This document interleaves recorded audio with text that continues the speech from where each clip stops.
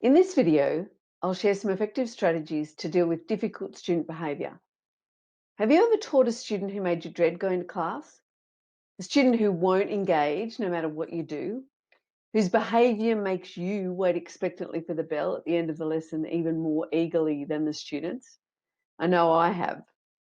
A student who won't engage with the learning, who refuses to follow directions, who disrupts the class, and with whom you feel you cannot connect can really undermine your confidence. But don't despair. There are ways to relieve your stress and improve the situation.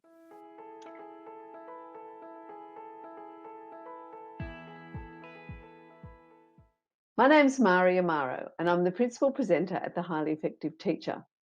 I'm a teacher, and I've been supporting students and working with teachers for the last 30 years. I'm passionate about teacher wellbeing, and I combine experience with research to provide strategies that can reduce your workload, make life more interesting and exciting as a teacher. Improved teacher wellbeing means improved student wellbeing, and that means better academic and social outcomes for all our students. If you'd like to learn more about teacher wellbeing, please subscribe to our channel and ring the bell so that you receive notifications of all our videos. When you subscribe, that helps us to make more videos and get the information and support out to more teachers. And please let us know what you think about what you're wanting and what you'd like to learn about in wellbeing. Let us know in the comments below. Working with difficult students can be a challenge, but there are ways that you can make things improve. Number one, meet with the student. Might be the last thing you want to do, but try and have an informal discussion about what's going on for them. Do they have problems with other students in the class? Is something going on at home? Is the work too hard, too easy, not relevant, or boring? Does the way the work being presented cater to their learning styles, their strengths and interests? And what can you do to address the students' concerns? When you go into a meeting with the students with an attitude of curiosity rather than threatening them, you're more likely to get some great answers and some rich information about what you can do to support the student. Number two, address difficult behaviour privately. As much as possible, have discussions about students' behaviour privately, not in front of the whole class. This way, you'll both save face.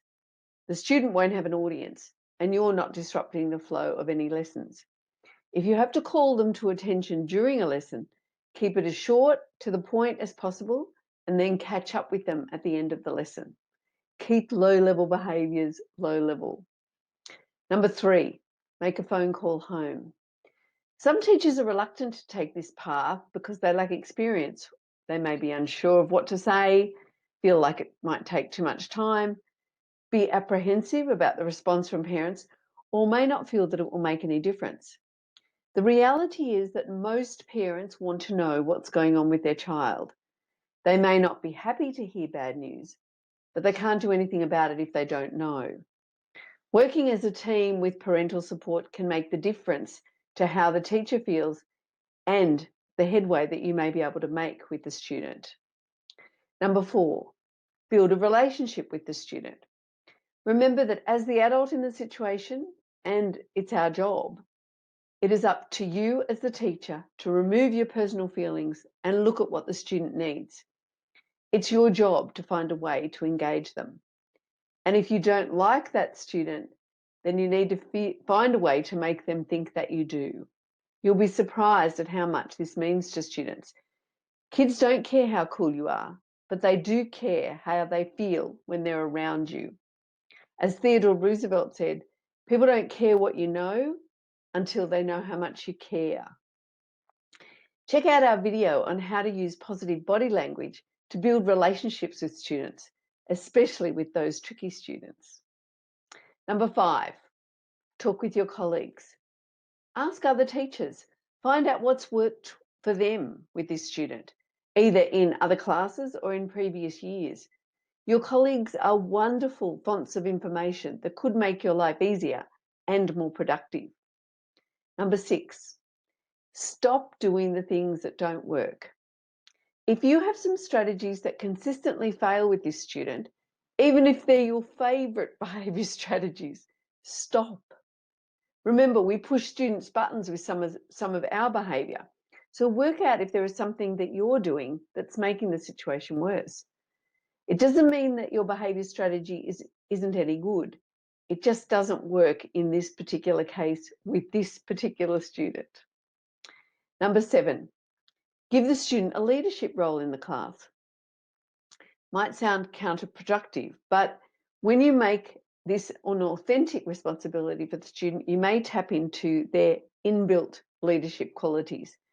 One of our basic human needs is significance, and that means feeling valued and important. And some students have never been given leadership roles, but they will step up to the challenge if you show that you believe in them. I've seen high school students who are totally disengaged become leaders when they were offered the opportunity to work with less capable students. Number 8, positively reinforce the student.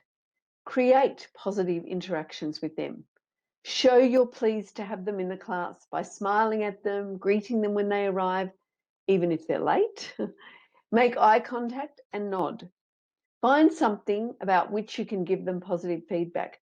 And check out our video about why positive reinforcement is good for both students and teachers.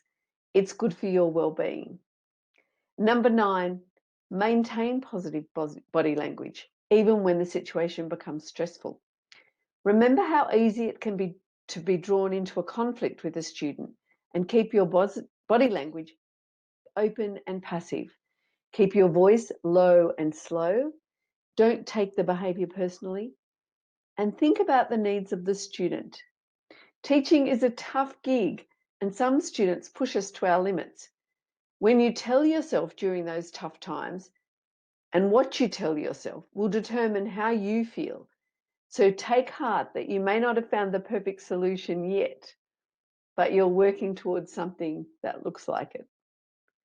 Thanks for watching. Stay safe, everyone, and happy teaching.